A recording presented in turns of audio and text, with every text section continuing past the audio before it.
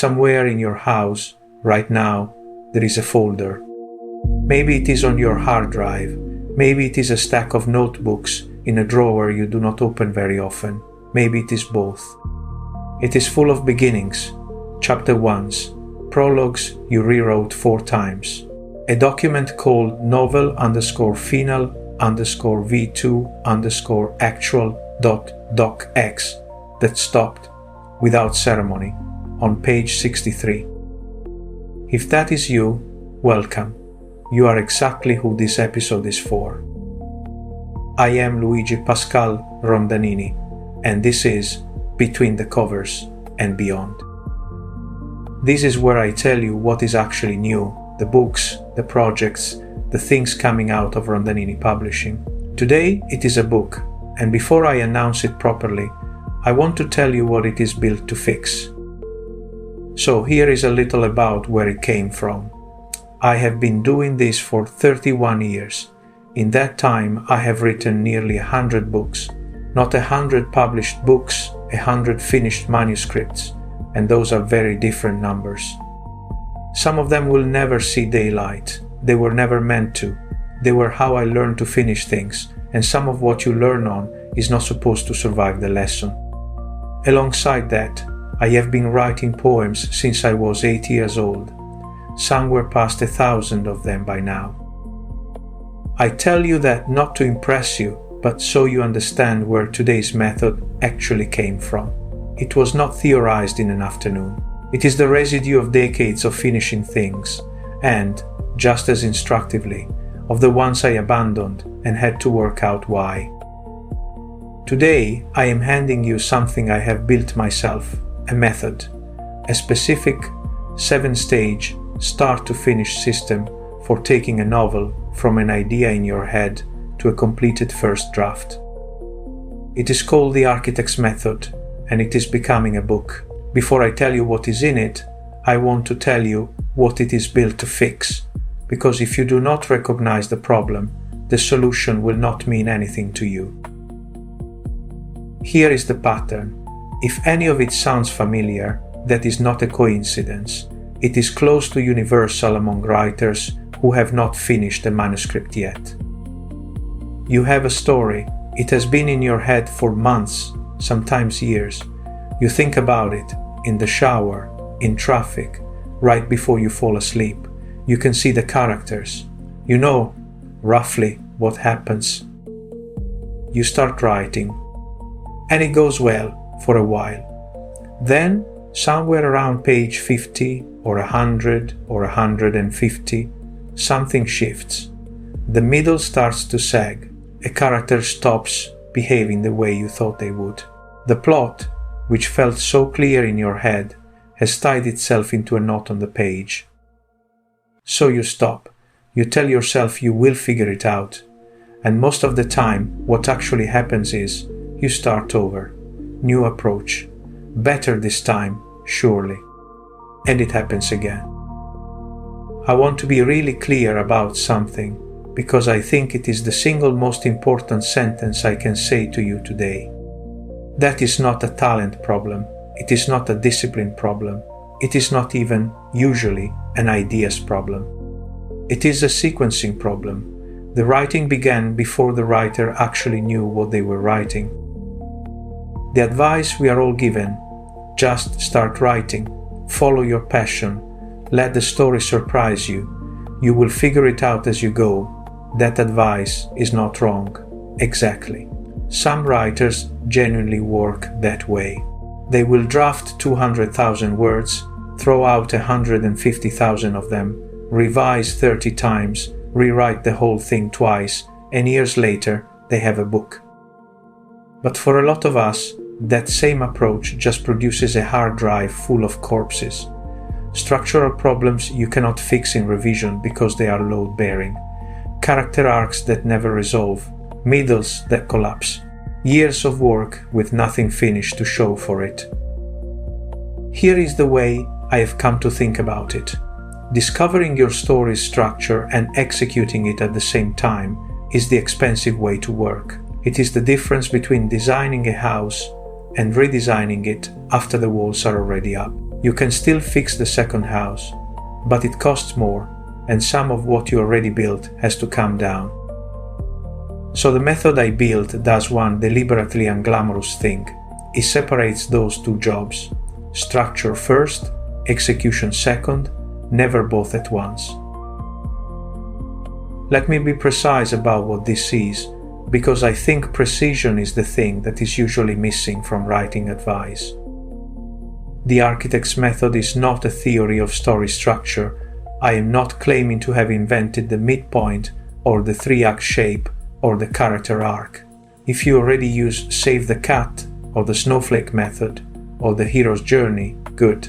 Keep them. This is not a competitor to those systems. Here is the distinction. Most of those systems answer the question, what shape should the story be? The architect's method answers a different question. In what order should the decisions get made?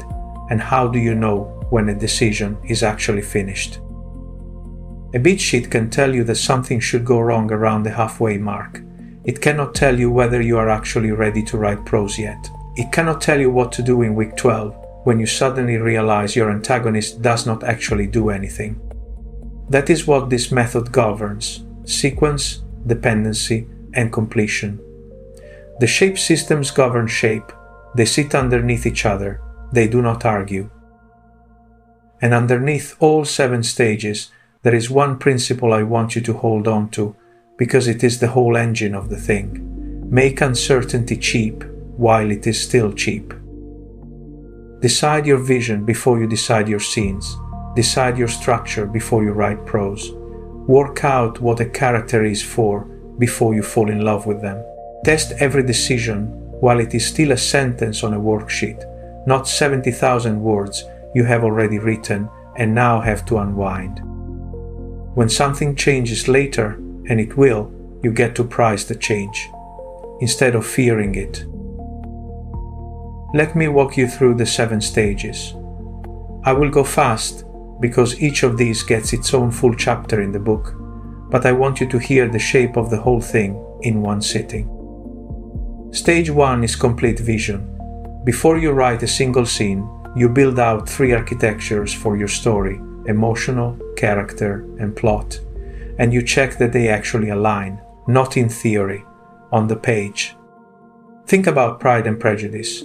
Elizabeth's emotional arc runs from prejudice to openness, and it is pinned to specific plot events: the proposal, the rejection, the reconciliation. That alignment is not an accident, and it is not something you can bolt on later.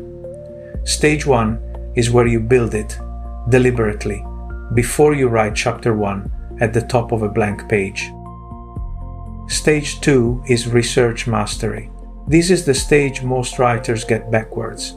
They either research nothing and write themselves into embarrassing errors, or they research everything and use it as a very sophisticated way to avoid drafting. The method draws a hard line. You only chase knowledge, your story actually needs to function. In The War of the Worlds, Wells did not need a treatise on Martian biology. He needed enough astronomy in the opening chapters and enough real geography of the Surrey commuter belt that the invasion landed somewhere that fell through. That is it. That is the bar. Stage 3 is architectural design. This is where vision becomes structure, the framework that turns your story into actual chapters, with a midpoint that does real work. In Dracula, the midpoint is not a big set piece. It is Lucy's death in chapter 12. 4 competent men throwing the best medicine London has at her, and losing her anyway. Every chapter after that is organized around the fact that the old methods just failed at full strength. That is what a working midpoint does. Stage 4 is character as function. The whole stage in one sentence: characters serve your story's function first and personality second. It sounds almost cold when I say it like that, but it is the opposite in practice. It is how you stop characters from hijacking your plot, and it is how every character earns the space they take up on the page. Stage 5 is genre integration. Most novels are not pure genre, they are blends, and blends fail when the elements compete instead of cooperating. In Jane Eyre, the Gothic is primary and the romance is secondary. The mad woman in the attic, the burning bed, the voice on the wind, those are not decoration around the love story. The love story supplies the emotional stakes, but the house and its secret decide where the book actually turns. Knowing which element is load-bearing is Stage 5's whole job. Stage 6 is skeleton construction. This is where you build a scene-by-scene blueprint for the entire manuscript. In The Hound of the Baskervilles, almost every scene on the moor does one of exactly two jobs. It delivers a fact, or it shifts suspicion onto someone. There is very little sitting between those two functions. By the end of Stage 6, you should be able to look at any scene in your outline and say, in one sentence, what job it is doing. And Stage 7 is disciplined execution. This is the actual drafting, but by the time you get here, you are not discovering your story anymore. You are building something you have already designed. Write systematically, protect the vision you built in Stage 1, and get to the end. Stages 1 through 6 are preparation, 15 to 18 weeks. Stage 7 is the draft itself, another 24 to 30 weeks. Altogether, 9 to 12 months at 5 to 10 hours a week for most writers. I know that sounds long when I say it out loud, but I want you to ask yourself something honestly. How long have you already spent on unfinished manuscripts? How many times have you started over? This method front-loads the thinking, so the writing time is productive instead of exploratory. Discovery writing does not skip those decisions.